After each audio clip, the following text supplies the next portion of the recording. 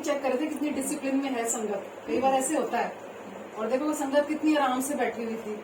तो सब पास है गुरुजी के टेस्ट में। 2009 में गुरु महाराज ने मुझे बड़े मंदिर बुलाया था अपने। मेरी चाची मुझे लेकर गई थी सबसे पहले। उस समय इतनी संगत नहीं होती थी, मेन हॉल में कम संगत होती थी। 7 से 9 का टाइम होता था बड़े मंदिर का।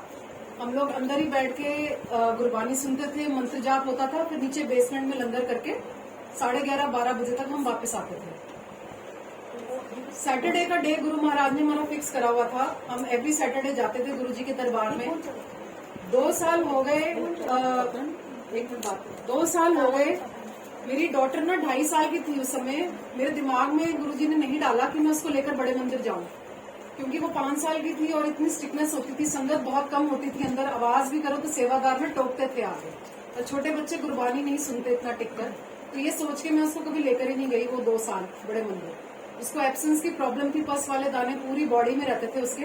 उसको एक ब्लड में इन्फेक्शन था, जो कि उसका ट्रीटमेंट मैं करवा रही थी, लेकिन एंटीबायोटिक्स पे थी वो। डॉक्टर कहते थे कि ये इसकी इन्फेक्शन ऐसी रहेगी, ये ठीक होने वाली नहीं है। 12 महीने उस बच्ची के पस वाले दाने पूरी बॉडी में रहते थे। मैं दवाइयां दे दे के परेशान हो गई थी। उसके बाद मैंने वो भी बंद कर दी। मैंने कहा अपने आप जैसे चलता रहेगा ये, तो उसका कोई ट्रीटमेंट ही नहीं है जब। उसके बाद ना उसको एक डाइजेशन भी प्रॉब्लम थी कि जैसे अगर हम पंजाबी बाग से गुड़गांव जा रहे हैं, नोएडा जा रहे हैं, पूरे रास्ते वो बच्चा वॉमिटिंग करता हुआ जाता था। इधर से मत शुरू करो, 5 मिनट में सब कुछ वो शुरू करता रहता था। मतलब उसको वॉमिटिंग रहती थी बच्ची को बहुत ज्यादा। तो क्या हुआ कि 2012 में महाराज ने मेरे दिमाग में डाला कि मैं उसको लेकर ना बड़े मंदिर आऊं, जो हुक्म महाराज का। उस दिन थर्सडे का डे था, पहली बार जब मैं प्रीशा को लेकर, मेरी डॉटर का नाम प्रीशा है, उसको लेकर मैं बड़े मंदिर गई। उसका टिफिन में साथ लेकर गई, हेल्पर को साथ लेकर गई कि ये बच्चा लंगर नहीं करेगा तो टिफिन खा लेगा। और मैंने उसको बोला कि गुरबानी चलेगी, ये बाहर जाएगी तो इसका ना ध्यान रखिए। मैंने अपनी हेल्पर को बोला। जैसे 7 बजे मैंने देखा ये बाहर चलेगी खेलने के लिए, 7:15 हुए होंगे, देखा गुरुजी की गद्दी के पास ना किसी ने इसकी बाजू पकड़ के इसको बिठा दिया अंदर मेन हॉल में। और ये बच्ची 2 घंटे अंदर ही बैठी रही मेन हॉल में। और मुझे ऐसा लगा मेरे से ना जैसे कोई टच करके निकला है। फ्रेग्रेंस इतनी थी उस समय, मेरे को किसी ने मतलब जैसे टच करा, मुझे महसूस हुआ। क्योंकि ये ऐसी दुनिया गुरु महाराज की, जिसको महसूस होता है उसी को महसूस होता है। और ऐसी अजीबो गरीब दुनिया है कि यहाँ पर ना इम्पॉसिबल भी पॉसिबल है। मतलब अगर हम किसी को बोले ना किसी आम दुनिया में बैठ के ये सत्संग, तो कहेगा ये कैसे पॉसिबल है। लेकिन गुरु महाराज तो ऐसे ऐसे दिखाते हैं चीजें कि हमारा दिमाग वहां पर लगाने की हमें जरूरत नहीं है। तो उस समय मुझे बड़ा एहसास हुआ गुरु जी का, ये मैं ही जानती हूँ कि मुझे कैसे एहसास करवाया उन्होंने। उसके बाद 9 बजे हमने मंत्र जाप करा, नीचे बेसमेंट में लंगर करने गए। उस समय मेरी ना सारी चपातियों में बड़े ओम के दर्शन थे, बहुत बड़े बड़े। उस समय ये चीज ना हमें ऐसा लगता था कि हाय ये कैसा, मतलब मिरेकल्स गुरुजी के इतने होते थे। क्योंकि जब भी गुरुजी कोई नई संगत को अपने साथ जोड़ते हैं ना, तो सबसे पहले ना उसको बहुत मिरेकल्स दिखाते हैं। मतलब ऐसे ऐसे मिरेकल्स की आपकी आंखें विश्वास नहीं करती उन चीजों में। उसके बाद फिर गुरुजी आपका टेस्ट लेना शुरू करते हैं। शुरू में तो गुरुजी अपने साथ जोड़ने के लिए ऐसे करते हैं, हर एक संगत को करते हैं। उसके बाद ना एक सेवादार भागते हुए आए, कहते हैं आंटी ये ना लंगर करेगी, आप इसका टिफिन मत खोलो यहाँ पे। मैंने कहा अंदर ये नहीं खाएगी। कहते अभी देखो आप। उसने चपाती के साथ ना कड़ा प्रसाद खा लिया मेरी डॉटर ने। उसके बाद ना मैं बाहर गई जहाँ पुरानी किचन होती थी गुरुजी की। मुझे ना गुरुजी की बहुत चाहिए थी अपने अंकल के लिए, जेंट्स की। तो एक आंटी मुझे कहती है अभी ना वेट करो, एक अंकल लंगर सेवा कर रहे हैं, आपको ना वॉश देंगे गुरुजी की, तब आप लेके जाना। मैंने कहा ठीक है। मैं 15-20 मिनट वहां बैठी रही संगत जी किचन के बाहर। एक ना पिंड की आंटी ना, पंजाबी, गोल्ड की बालियां पहनी हुई, उसने सर में चुन्नी ढकी हुई जैसे पंजाब में होती है पिंड की। वो आई तो मुझे कहती है कि चंडीगढ़ सत्संग हो रहा है, तू चलेगी, बस जा रही है। उस समय ना 2012 में मैंने कभी इतने सत्संग भी अटेंड नहीं करे थे गुरुजी के। तो मैंने कहा मैं तो नहीं जा सकती। कहते क्यों? मैंने कहा ऐसे ऐसे मेरी बेटी तो ना बीमार ही रहती है, उसको ये प्रॉब्लम है। कहती दिखा मैनू अपनी कुड़ी, मैं तो मंदिर की दाई हैगी है। मैंने कहा मंदिर में कौन सी दाई है, 2 साल से तो मैंने कोई दाई के बारे में नहीं सुना। कहती मैं तो लंदन अमेरिका पता नहीं कितने कितने हुई है, दिखा मैनू अपनी कुड़ी।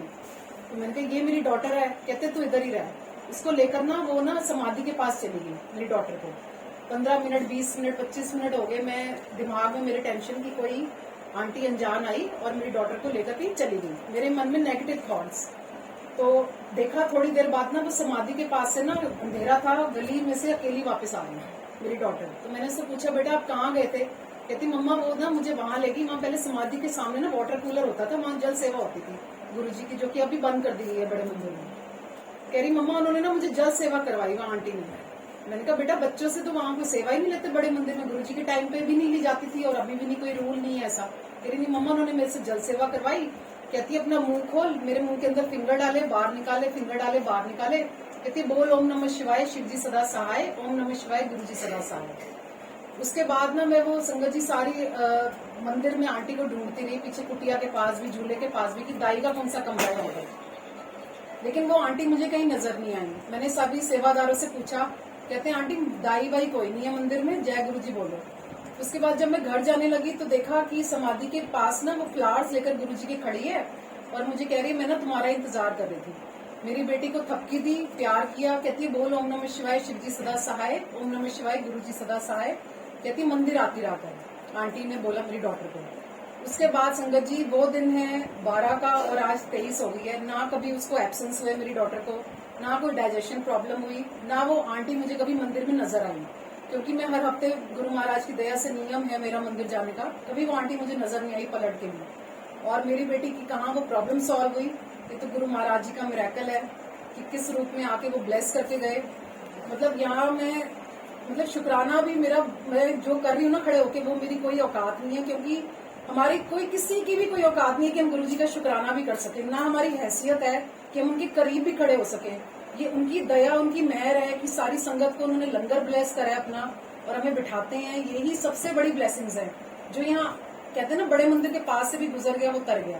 तो मैं इतना जरूर कहूंगी कि बड़े मंदिर जरूर जाया करो, उधर का लंगर जरूर करा करो, चाहे एक मेंबर जाए पूरी फैमिली में से, पूरा परिवार का कल्याण होता है, उसकी कुलों का कल्याण होता है, इसमें कोई डाउट नहीं है। बड़े मंदिर जैसी कोई थां है ही नहीं, पूरे वर्ल्ड में नहीं है, जो गुरुजी ने खुद ब्लेस करी हुई है। शुक्राना है मालिक का, बहुत बहुत शुक्राना है। जय गुरु जी।